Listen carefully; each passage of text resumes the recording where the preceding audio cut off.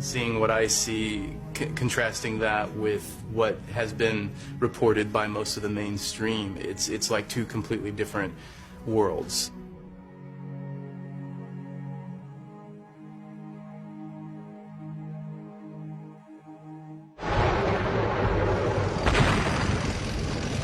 In 2004, American Marines twice assaulted the city of Fallujah, the second time with British forces. A nightmare unfolded. The Americans made the city a free fire zone. The UN reported that 70% of the houses were destroyed and those standing were riddled with bullets. Thousands of civilians were killed. Little of this was shown on the majority TV networks in Britain and America. That the Americans met courageous resistance was not news at all. Viewers did not get a sense of the sheer scale of the suffering of ordinary people. This remarkable film from inside Fallujah was made by an American, Mark Manning, with Rana al-Ayubi, an Iraqi. It has never been shown on television. In the wars of today, it's often daring, independent filmmakers like these who give the victims a voice. من هذا الباب ثلاثة والله تمشي امشي وراه إنه جاء واحد أخذ قاعدة من هنا أنا كل قوتي كل قوتي فكيت الباب نعم فشفت نايم الدم يسفح منه فانيليا واحد واقف هنا هذا الأمريكي دوخ هنا هنا وقف 11 هذه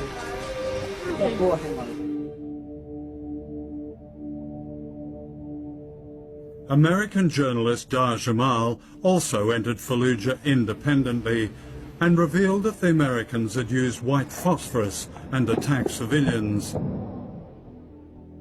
His eyewitness dispatches and photographs contradicted the version many people saw and read, but were not published in the mainstream media. I have photos of trenches being dug, and I watched them burying people there and put little makeshift gravestones, writing anything to try to identify the people. And I walked the rows of these stones after the April siege with one of my interpreters while she read old man in tracksuit with a key in his hand, mother and 2 children. These were the identifying markers, and these are clearly civilians. What does embedding do to journalists themselves? An important distinction between embedded journalists and independent journalists is that when you choose to embed, you're giving the military the full power to control where you go, how you get there, what you see, and when you see it, and in a lot of instances even how you're going to report that.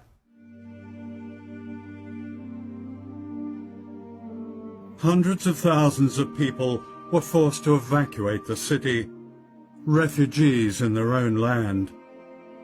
They were given nowhere to go. Many are still unable to return. يعني ما يصير هيك يعني الحكومة شلون تقبل يعني يطلعون ذول المجاهدين ويقولون هاي إرهاب وليش مو إخوانك ما يقولون عن الحكومة عن هذول الكفرة اللي جم قدروا من العراق ما يقولون لهم ليش هالعمل هذا ليش مو الله ما يقبلها.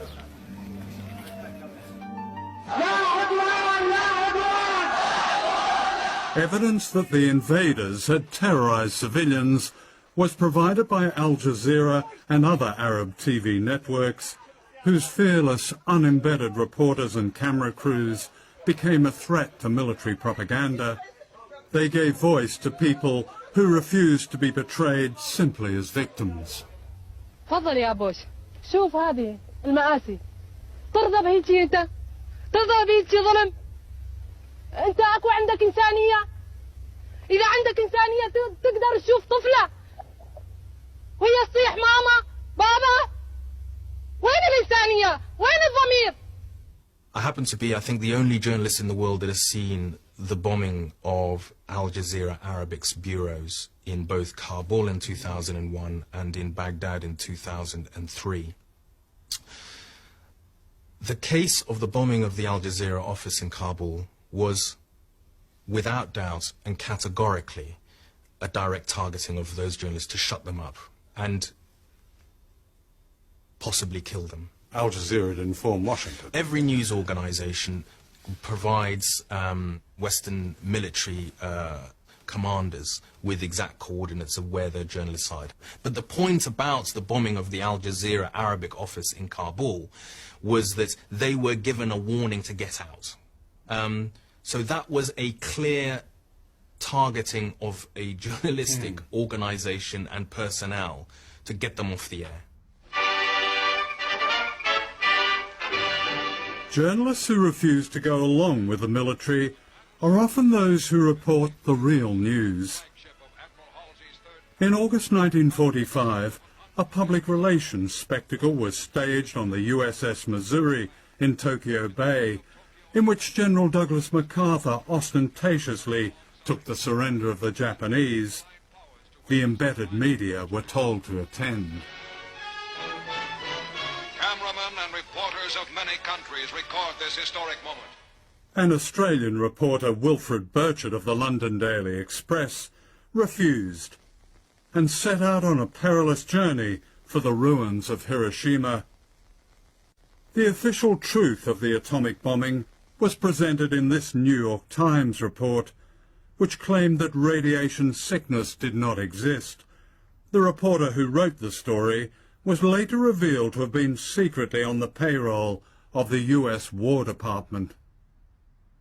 Burchett's historic scoop had exposed the lie. There was, he reported, an atomic plague.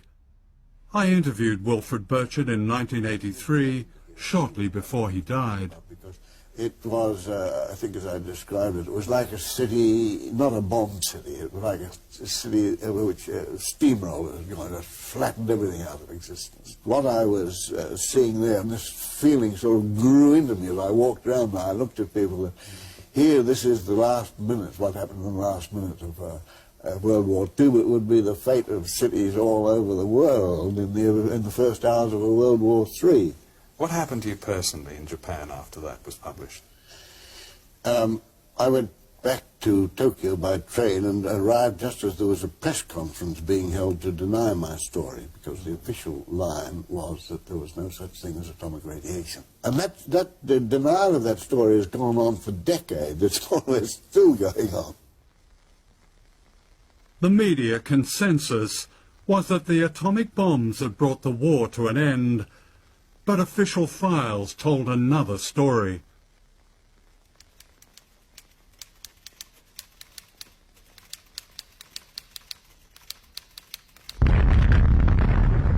A nuclear race had begun, and the Cold War followed.